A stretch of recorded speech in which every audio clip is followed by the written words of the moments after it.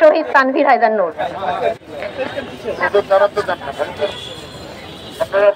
আমি 26 ফেব্রুয়ারি 2009 সালের বিকাল বেলায় পিলখানা থেকে বের হয়ে আসি। পিলখানার ভিতরে কি হয়েছে সেটা নিয়ে তো নতুন করে বলার কিছু নাই, সেটা সবাই জানেন, এবং কারা এই হত্যাকাণ্ড ঘটিয়েছে সেটা নিয়েও আপনারা সবাই জানেন। আমি এর পরবর্তী কথায় আসি। শেখ হাসিনা থাকতে আমরা এই পর্যন্ত কোনো কিছুর ব্যাপারে, কোনো হত্যাকাণ্ডের ব্যাপারে আমরা এই পর্যন্ত কোনো রকমের বিচার পাইনি, সুবিচার করা হয়নি, আমাদের সাথেও করা হয়নি, এবং কোনো জওয়ানদের ফ্যামিলির সাথে, জওয়ানদের সাথে কারোর সাথেই করা হয়নি। সেখানে যারা নির্দোষ ছিল তাদের উপর দিয়েও অনেক রকমের জুলুম হয়েছে। আমাদের যারা পরিবার আছেন, শহীদ পরিবার, তাদেরকে এখন পর্যন্ত শহীদের মর্যাদা দেওয়া হয়নি। আমার হাজবেন্ড, তার লাশ আজ পর্যন্ত পাওয়া যায়নি। এটার জন্য আমি গত 4 মাসে অনেক চেষ্টা করেছি, যথাযথ কর্তৃপক্ষকে জানিয়েছি, আমাকে কোনো রকমের অ্যাপয়েন্টমেন্ট কোনো কিছুই দেওয়া হয়নি। আমি আপনাদের মাধ্যমে চাই আপনারা সেই ব্যবস্থাটা করেন যেন আমার হাজবেন্ডের ডেড বডিটা আইডেন্টিফাই করা হয়। এটার ব্যবস্থা আপনারা করে দিবেন।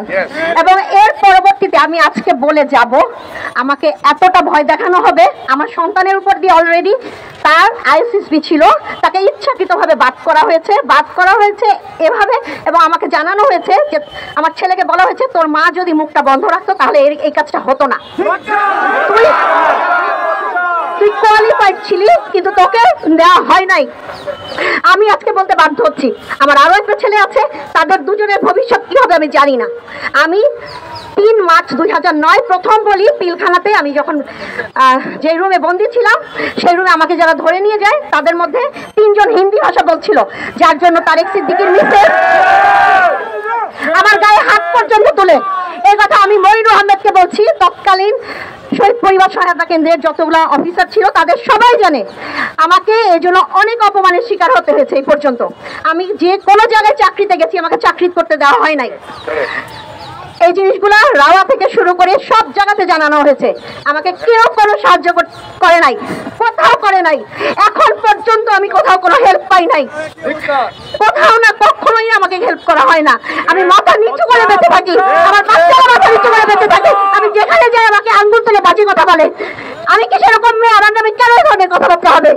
না আমার হাজবেন্ডকে কোনো সম্মান দেওয়া হয়েছে, না 57 অফিসারকে কোনো সম্মান দেওয়া হয়েছে, না আমার এই পর্যন্ত আমরা শান্তিতে বেঁচে আছি। আপনাদের কাছে এতটুকু অনুরোধ, আপনারা জাস্টিসটা হওয়ার ব্যবস্থা করেন। পিলখানার যতগুলো পরিবার আছে, সেটা অফিসারদের পরিবার এবং জওয়ানদের পরিবার, সবাই যেন জাস্টিস পায়। Thank you very much.